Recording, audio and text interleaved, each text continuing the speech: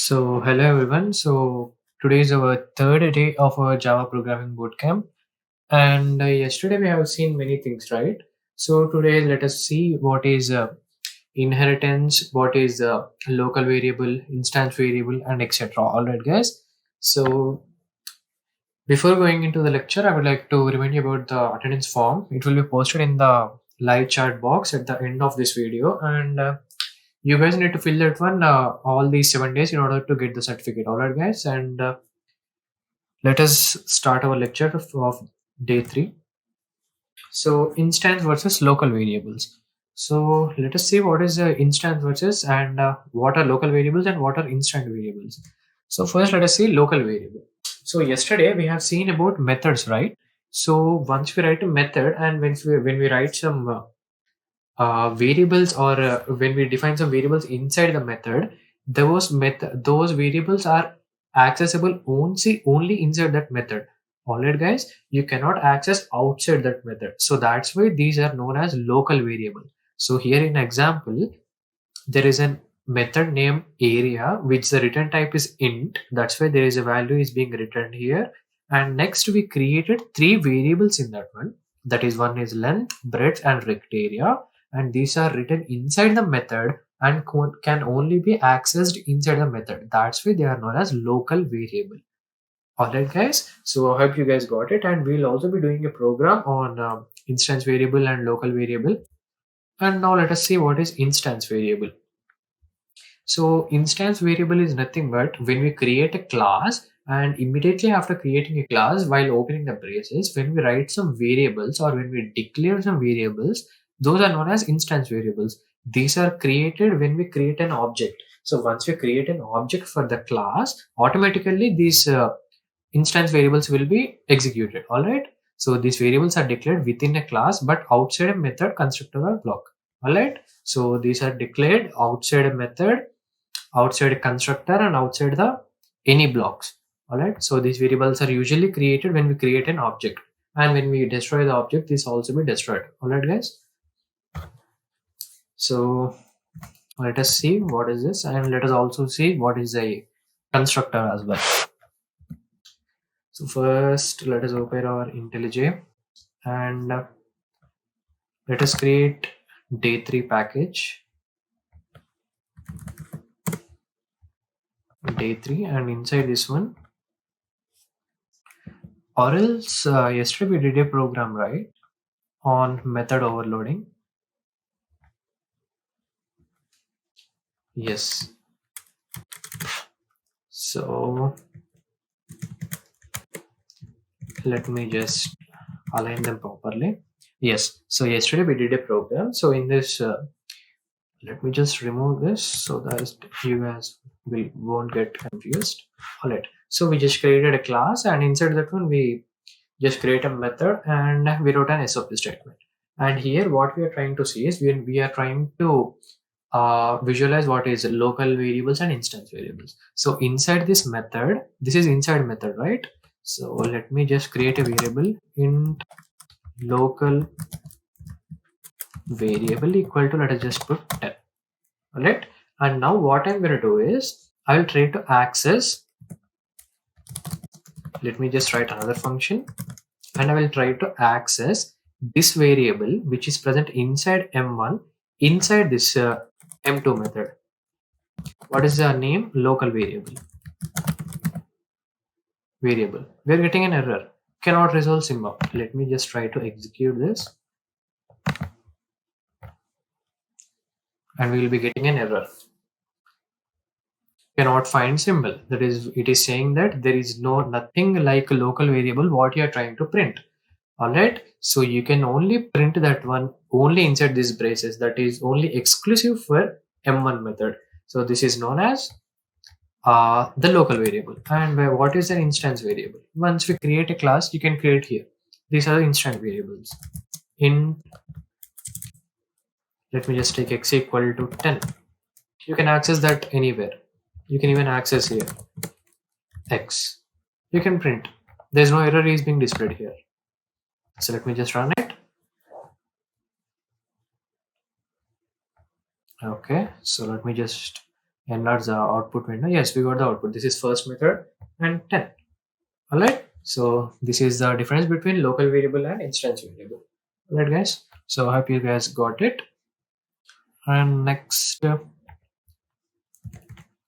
before jumping into inheritance, let us see what is the use of static block. All right. So let me just write static here and open the block. Let us just print this is static block. And now let us just try to run this program. This is static block. Even though we did not call the static method, it is being executed directly. Why? Because the mechanism it follows is once we create an object, automatically this will be printed, guys. Automatically static block will be printed once we create an object. All right. So doesn't matter whether you call it or not, automatically this block will be printed. All right. So this is the use of static block. All right, guys. So I hope it is clear for you.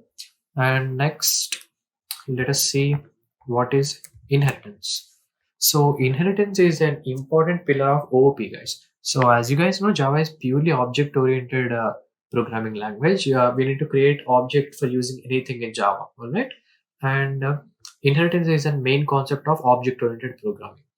Okay, so the simple way to understand inheritance is once we create a class, let us assume the class created name is class 1. Okay, or class A, let us assume. And when we write some methods and variables inside that class, and after that when we try to create an class B, when we create class B, and through inheritance, the everything written inside class A can be used in class B.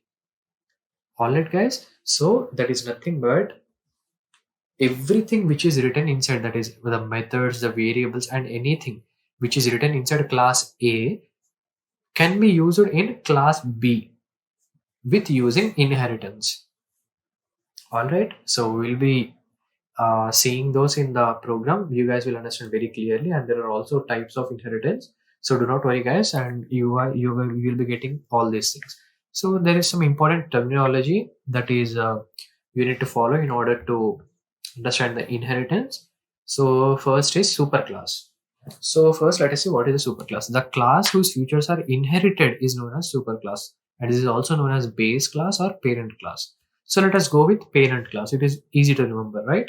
So parent class is nothing but the main class. All right, the main class in which other classes are trying to use the features is known as parent class.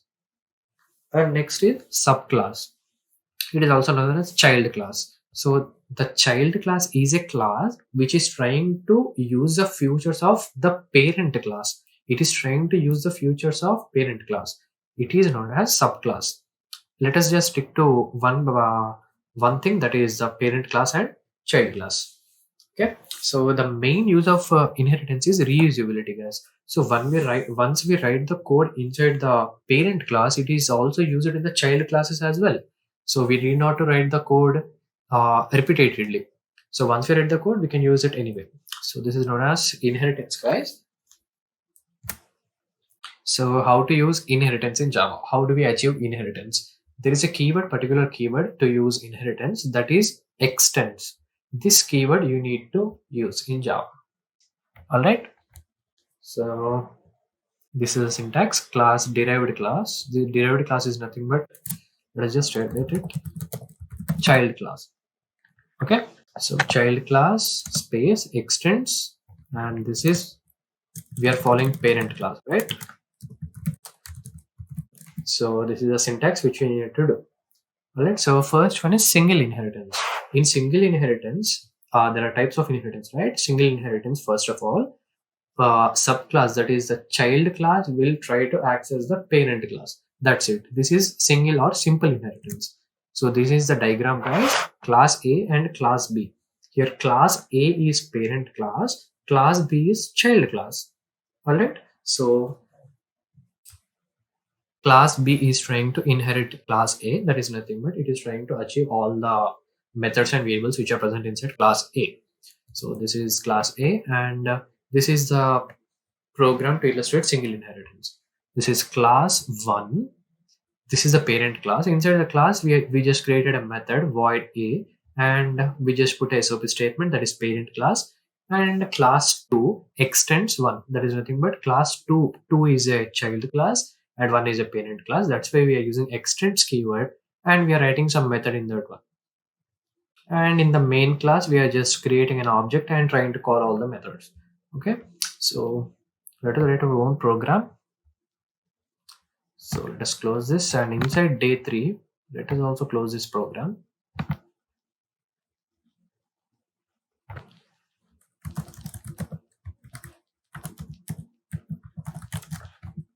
Single inheritance. Alright guys.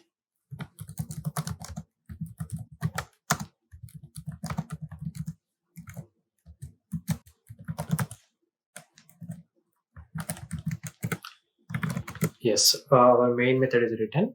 And now let us create two classes, that is user defined classes. First, let us create class A. Okay. And inside that one, let us write some methods. Void m1. Let us create, this is m1 method of class A. And let us also create one int method, that is the return type is int. Let us take one integer as a parameter. Let us return n plus 5. This is just for demonstration, guys.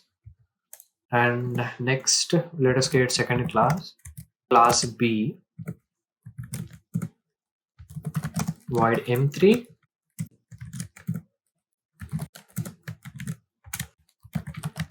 This is m3 method of class B. Alright, so what we did, first we created class A and we created two functions, that is two methods, m1 and m2. One is a void type, another one is int type. Since it is int, we are trying to return something. Since it is void, we are not returning, we just put an SOP statement, that is output statement. And inside class B, we created a simple method, and we just put a SOP statement that this is m3 method of class B.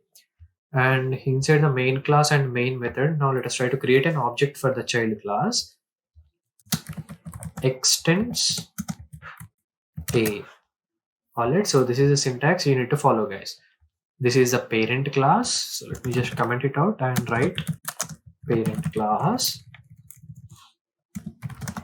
This is child class. So B is the child class. It is trying to extend class A. That is nothing but it is inheriting class A, so that it can use the object which we create for the class B can also access class A.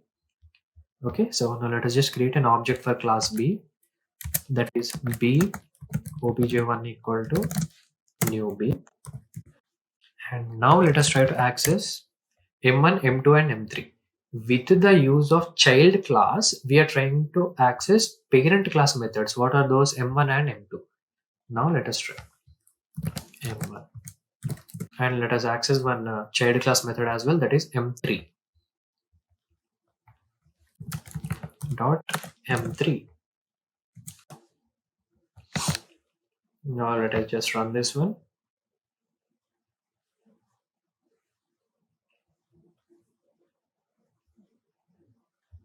Yes, this is m1 method of class A, this is m3 method of class B. Alright guys, so I hope you guys got what is happening here. This is single inheritance. So we just inherited class A using class B, and we created an object, object1 for class B, and with the use of that object we are accessing the class A methods as well, and class B methods also we are accessing. Okay, so once we remove this extends, let me show you what will happen. We cannot access m1 method. We are getting error here. Cannot resolve method m1. Okay, so that is the use of inheritance. Once we put extends, so that the child class can access, child class objects can access all the things present in the parent class. So this is single inheritance, guys. Now let us go for the next one, that is multi-level inheritance. So multi-level inheritance, there will be three or more classes. So what will happen here is, first, we are taking example of A, B, C. A is the first class, B is the second class, C is the third class. Okay. So here A will be acting as a parent for class B and B will be acting as a parent for class C. Okay. So here B is the child of A, C is the child of B. Okay. All right. So next we'll be seeing hierarchical, and before going to hierarchical inheritance, let us see a small program on multi-level inheritance. All right. So let us just go here. Multi-level inheritance. All right. So let us write our main method.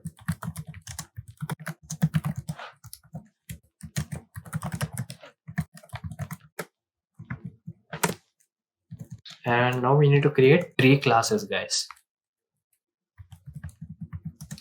Let us just create class 1.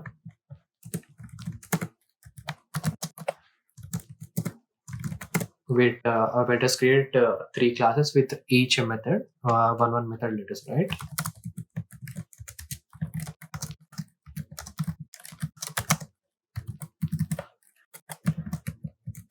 Now let us create class B, that is class 2. Let us create.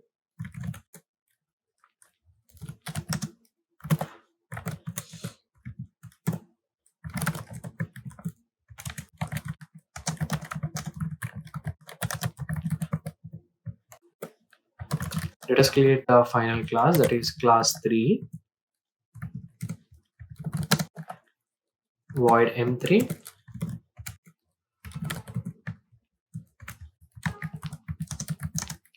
This is M3 method of class 3. Alright, guys. So now let us extend. First, what is happening? Class 2 is the child of class 1, right? So extends class 1. And now class 3 is the child of class 2. Now we need to write extends class 2. Alright, guys. So I hope you guys got it. Now let us just see the diagram and let us confirm it. A is the parent of B, B is the parent of C. Let us go to IntelliJ. Class 1 is the parent of class 2. Class 3 is the child of class 2. That is nothing but class 2 is the parent of class 3.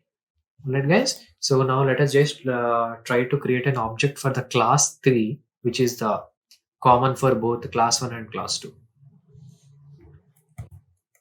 Class 3, let us create class 3 object 1 equal to new class 3, and with the help of object 1 we can access all the three, guys, m1, m2 and m3. So let me just write all the three, m2, m3, and now let us just try to execute this one.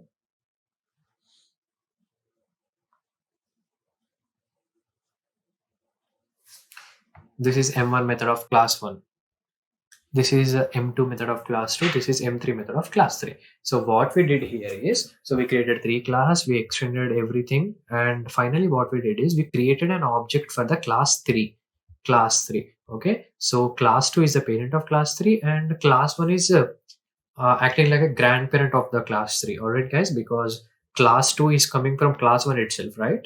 So it can access everything. So once we create an object for the class 3, we can access the methods which are present inside the class 1 and as well as class 2, and it can also access this its own method, that is m3. So m1 accessed, m2 accessed and m3 accessed. Okay. So and you guys may get a doubt that can we create an object for the parent class and use for the child class? No, we cannot. Once we create an object for the parent class, you can only use that object for accessing the method of a parent class itself. You cannot use for the child class. But when we create an object for the child class, you can use that object to access the parent class methods as well as child class methods. All right. So this is multi-level inheritance. Now let us go for hierarchical inheritance. So hierarchical inheritance is also a very simple inheritance, guys. So there are three classes: class A, class B, class C. It is very simple. That is, class B and class C are childs of class A. So class A is the common parent, and these both will try to extend class A. All right. So it is very similar, guys. So let us just write a program for hierarchical as well.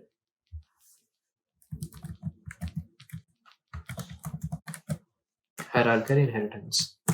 So first let us write our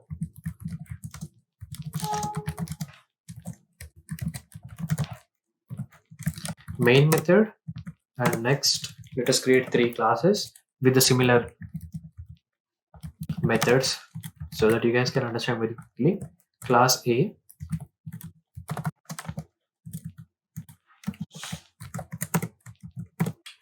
void m1 method of class A. Let's create class B now.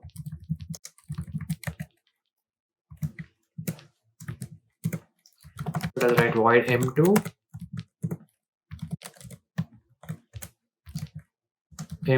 method of class B, and let us create class C, void m3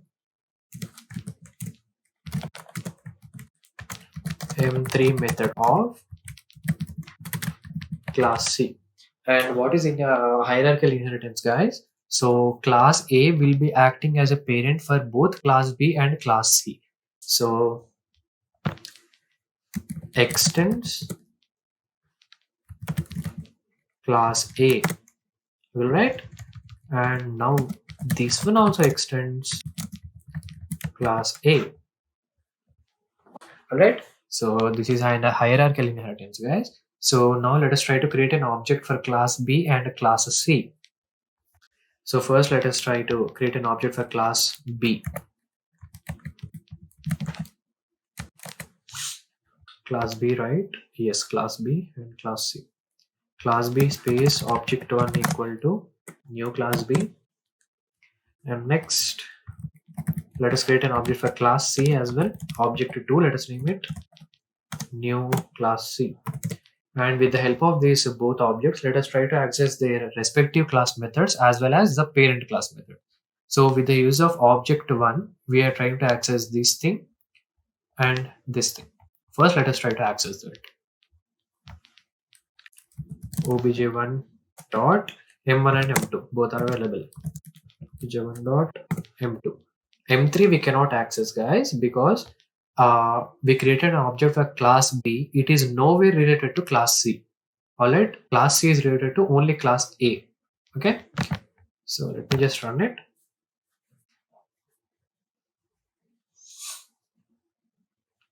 M1 method of class A and M2 method of class B. All right, guys, I hope you guys got it. And now let us try to use the object2 as well. And with the help of object2, we can access M3 and M1. Object2 dot M1. Why only we cannot access M2? Because the object is related to class C and we can access only class C. And what is the another thing we can access? Class A methods. What is a method which is present in class A? M1. Right, guys? Now let me just run it. M1 can be accessed through both the objects, and other thing which can be accessed is the method which are present in the respective classes. M1 method of class, this belongs to object 1, this belongs to object 2. Right? So this is hierarchical inheritance, guys. So let us go back to the PPT. We have seen all this, a program on multi-level inheritance and abstract class. So before going into the abstract class, yesterday I have told you that we will be covering the final class and final method thing, right? So let us try to cover that one here. So let us see what is the use of final keyword in classes and methods. And before going to that one, let us also see what is method overriding. Let us see this in single inheritance. So method overriding is very simple, guys. I hope you guys remember method loading. So it is similar to method overriding, but here the parameters are same, but the method name will be written in the child class. So for example, we are having void m1 here, and in the child class as well, let us try to write void m1.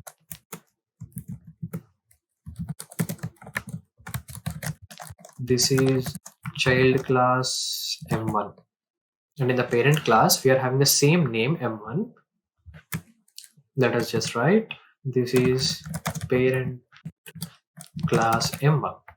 And now what we're gonna do is, so let me just remove this statement. Let me just remove it. So what we did here is we created an object for the child class, that is class B. Class B is the child class, and inside class B we have written m3 and m1. Okay, and in the parent class we are also having m1. So both the classes are clashing now. That is same method name. So now when we are trying to access the m1 method using object 1, which method will be called, guys? The child class method or the parent class method? So let me just clear that one just by running it. So we will be getting an output of child class. This is child class m1. So what is happening here is, so since they are having same name, the child class method will override the parent class. All right, guys. So I hope it is clear for you. When we have same method names in child class and parent class, child class will override the parent class method. All right, so this is it. And now let us see what is the use of final keyword in class and final keyword usage in methods. So now if we add final here, okay, just add final here, final void m1. Now we are getting an error here. What we are getting? M1 cannot override M1. Okay, so the child class cannot override the parent class. Why just now we did it, but we did not use the final keyword before. That is the use of final keyword. Once we write the final keyword, we cannot override the parent class method. Now let me just try to run this and show you guys the error which we will be getting. M1 and day3.b cannot override M1. Overridden method is final. Okay, so this is the use of final keyword in methods. Once we write final, we cannot override the method. Okay, all right, guys. So let me just remove this final, and now let us try to run it. You guys will get the desired output. This is chat class number. All right. So this is it, guys, and let us also see the final keyword usage of in class. So if we write final space class A, we will be getting an error here. Cannot inherit from final. That is nothing but we cannot inherit once we write a final beside the class name. Now if we try to run it, cannot inherit from final day3.a. That is nothing but when we write a final to a class, there can be a no child class for that class. We cannot inherit that one. All right. So this is a use of final keyword in classes. Okay, guys. So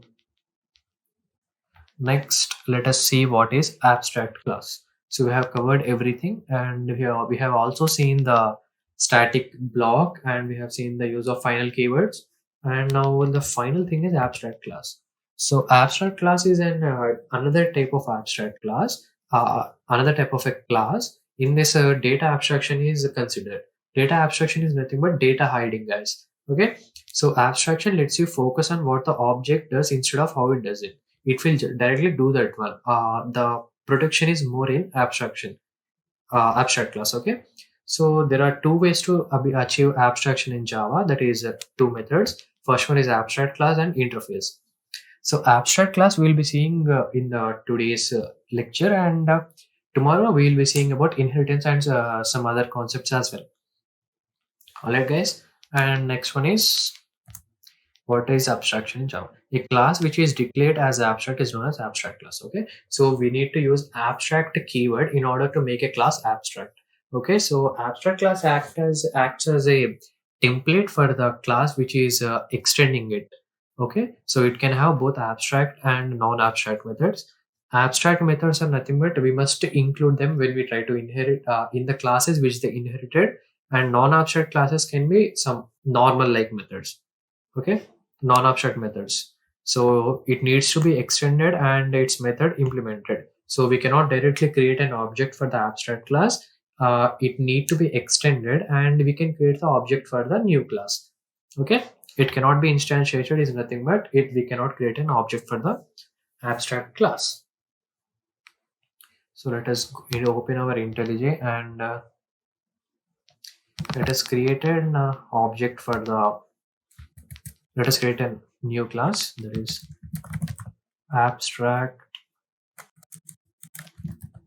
underscore class. So let us write our main method first.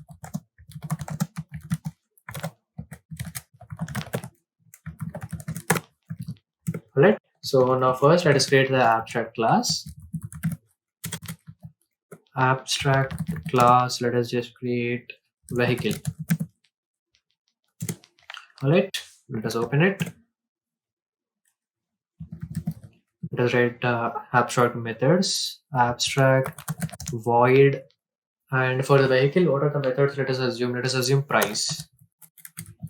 Alright, we are just creating a template for the classes which inherit this abstract class. Okay, so any class which is trying to inherit this vehicle class must have these methods. Okay, abstract void top underscore speed. Okay, so let us stop with this, and only two methods are enough for demonstration. So price and top speed are given. Now let us try to access the vehicle class. That is, let us create a normal class now. Class 1 let us take, or let us just take class 1, just a normal name, guys. Extends vehicle. Now what we need to do is we must write these methods, guys. Okay, or else we'll be getting an error. Why? Because those are abstract methods, you must include them. Okay, void price, or else let us just write here bike. Let us just write what is the price. Let us just write 75,000. And let us also write the second method, that is top speed. Top underscore speed. Let us write 120 kmph. And let us also create an car. This one also extends vehicle, right, guys? And we should also include the price. Let us just write 25 lakhs. Okay, let us write top speed, and let us write here 180 kmph. All right, so what we did is we created an abstract class vehicle, and inside that vehicle we created two mandatory methods, that is price and top speed. And we created bike class which is extending the vehicle class. So we wrote the price and top speed, which is the template which you need to follow. And similarly we created a car class which also extends the vehicle class. And we wrote the same method for this one as well. Now let us try to create an object for the bike and car class. Bike 1 equal to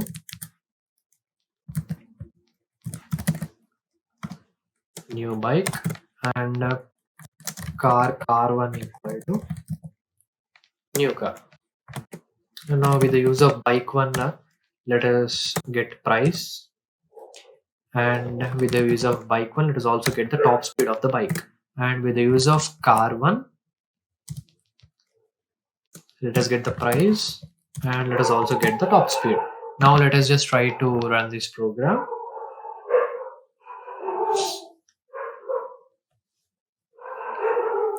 Yes, we got it. These are the things which are related to the bike, and these are the things which are related to the car. All right. So I hope you guys got the concept of abstract class, and you can remove this abstract keyword and write normal methods inside that one as well, that are not mandatory inside this classes which we extend, right, guys? And that's it from my side today, guys. And do not forget to fill the attendance form. And if you guys have any kind of doubts, you can ping us at WhatsApp or Gmail, and you can also keep in the live chat box. So we will be there to assist you. And thank you for watching, guys.